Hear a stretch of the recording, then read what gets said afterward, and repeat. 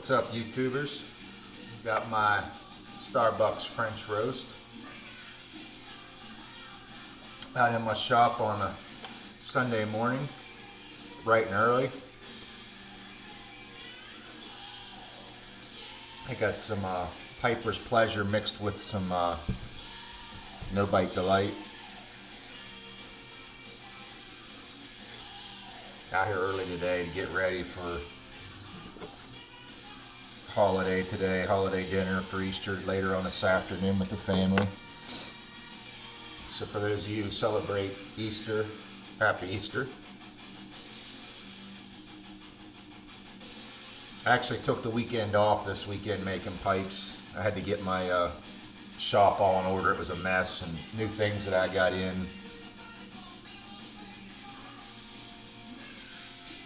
So I didn't get anything made this week. Did a lot of cleaning, added on to my workbench and made it about another 4 foot longer.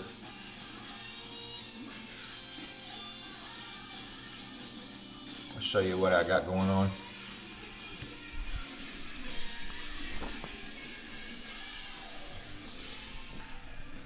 The length of my workbench only went to where that bandsaw is, so I added on that about another 4 foot extension. Now it goes all the way across the back side of my garage over to my workbench.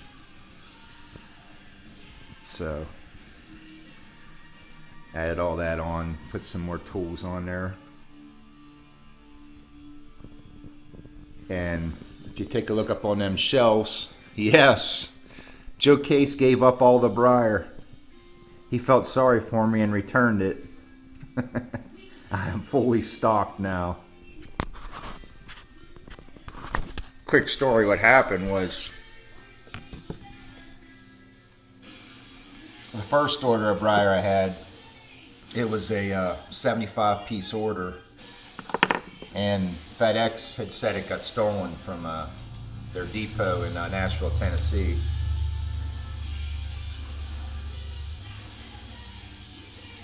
So after a couple weeks of waiting around and blah blah blah, my supplier went ahead and sent me another order. He gave me sent me 80 pieces this time. So I was waiting on that. Once again, FedEx contacts me from Memphis Depot and says, or Nashville, I'm sorry, I think it's Nashville. And they say, we're detaining your order of briar. I'm like, you gotta be shitting me, now what? So they said that we don't understand what Ubishin is. Ubishin block. So I had explained to him that it's briar, it's a little block of wood, it's roughly 3 inches by 3 inches in size, blah blah blah. It's made for making tobacco pipes. That's what it's used for, and this and that. So after U.S. Customs finally declared it okay, I got that order. Then, a couple of days later, my supplier contacts me again and says that the depot down there had found about half the order from the original briar. There was 45 pieces left out of the 70 that was still there, 70, 75. So he said instead of having them send it back to Greece, if I wanted to just go ahead and take that on too. So I really didn't want all that briar, but he already had it here in the States, and you know, what the heck. So needless to say, I got like 125 pieces of briar now just come in. So it was worth the wait. Couple other little things here. This is the size of my wood lathe now. That's a Nova G3 chuck. 2 jaws on there. You can see it's not real big. You can fit roughly about a 2 1/4 width block in there. Well, here's my new one I just bought from my metal lathe. This is a one-way stronghold chuck. You can see the size comparison. Them jaws on that thing open up to over 3.5, 3 1/4, 3.5 in size. So, and on top of that, I also bought the tower jaws to go with it. Look at the size difference in that.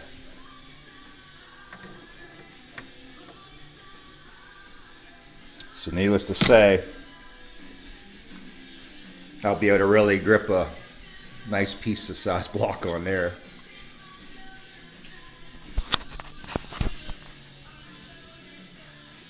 So I'm getting good to go here, I'm getting set up. For example, I mean, look at the size of this piece of block here. That's almost 3 inches in diameter, or 3 inches wide, I'm sorry. It's about 3 inches tall, so I would have trouble trying to fit that on this.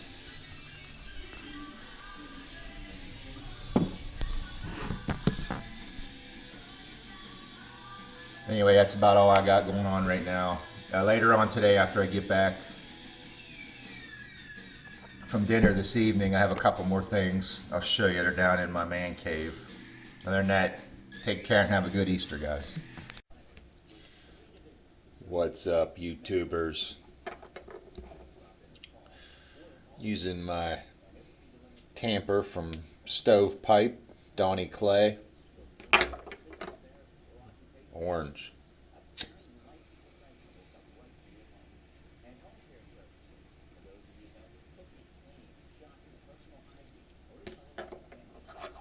Smoking one of my shop pipes.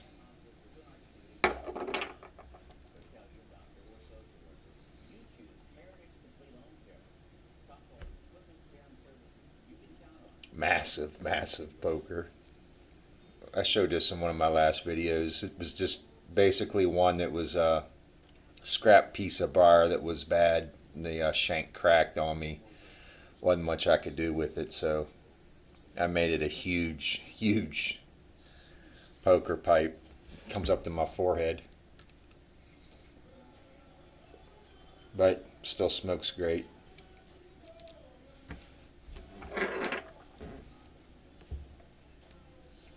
Hope everybody had a good holiday. I just wanted to show a couple quick things I got the other day.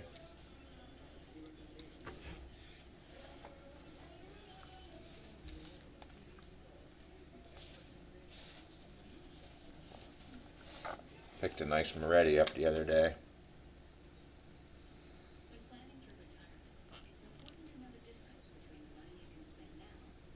Badass pipe.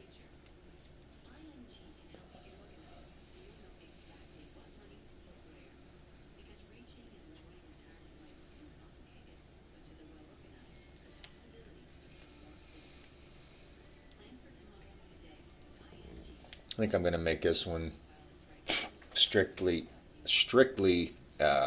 English.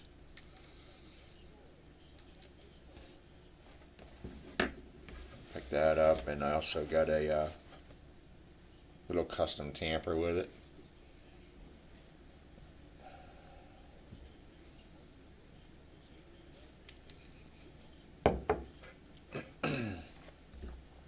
So that was one thing. I got another one coming in the mail this week, and I already opened this, but still want to show you. Bam.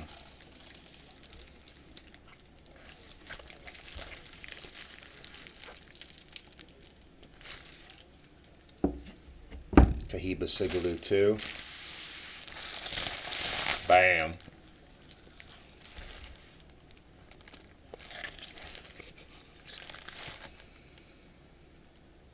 Cohiba Sigaloo 1.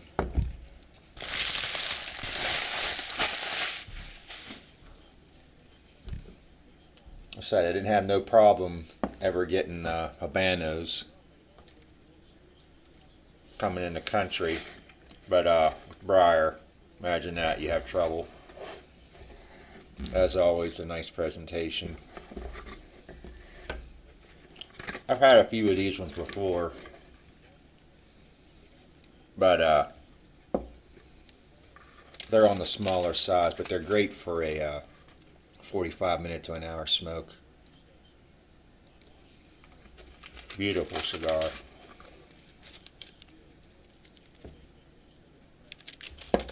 Like I said, they're small. They're on the size of basically about a 38 ring gauge, 40 ring gauge.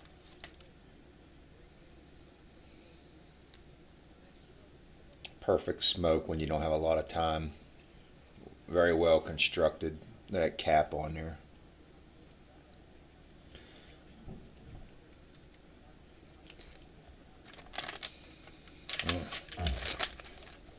Those of you who like cigars, can't go wrong.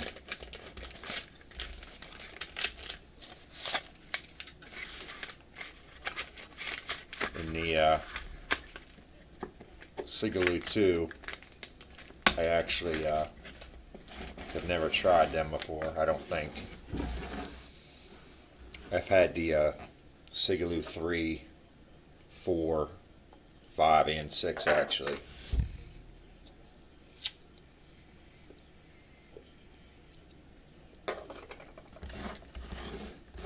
Let these age for a while.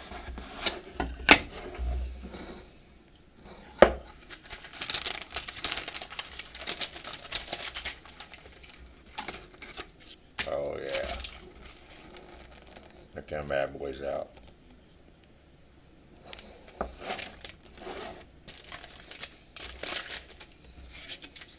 Other than that, I ain't got much going on. Just I hope everybody had a good holiday. And I tell you, I really was surprised at how many people entered my last contest.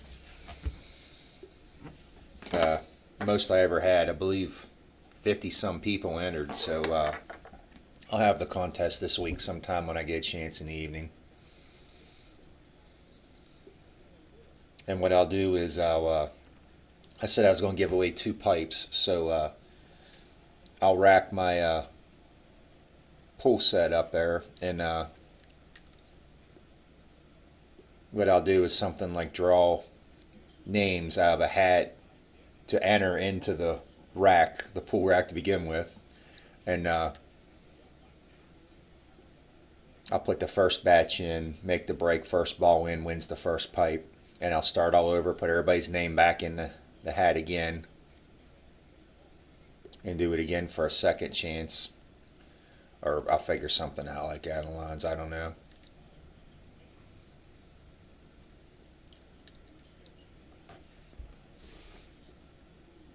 Other than that, I ain't got much going on.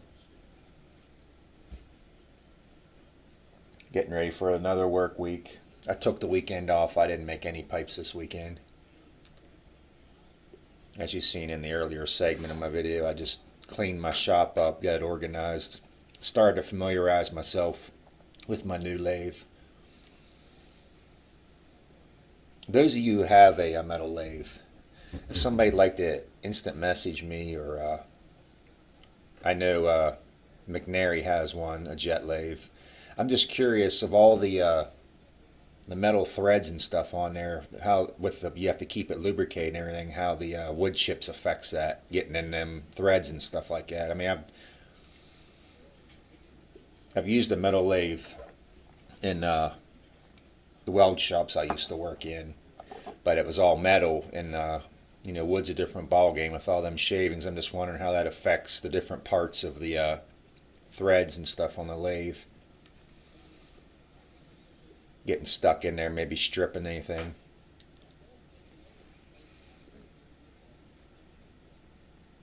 So take care, guys, and give me a couple of days and I'll draw names for the contest. Thanks for watching.